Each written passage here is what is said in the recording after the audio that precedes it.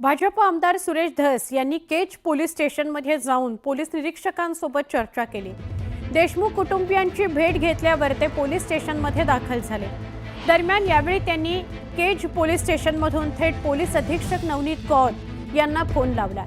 जे आरोपींच्या समर्थनाचे स्टेटस ठेवत आहेत त्यांच्यावर कारवाई केली पाहिजे अशा सूचना धस यांनी पोलीस अधीक्षकांना दिल्या आहेत। महाजन आणि पाटील हे 100% तपास केल्याच्या नंतर हे दोन्ही अधिकारी हे सहआरोपी होण्याच्या बेतात आहेत, सहआरोपी होतील आणि यांना सहआरोपी करावं अशी मसाजोगकरांची, नुसत्या मसाजोगकरांची नाही, तमाम केज तालुक्यातल्या सगळ्या लोकांची ही मागणी आहे, इच्छा आहे।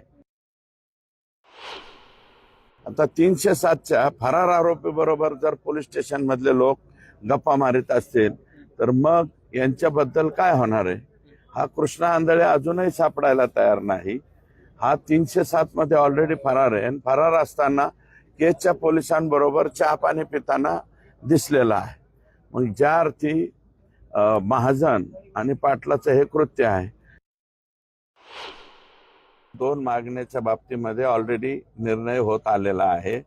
एक म्हणजे माननीय उज्ज्वल निकम साहेब यांची नियुक्ती ही लवकरात लवकर व्हावी।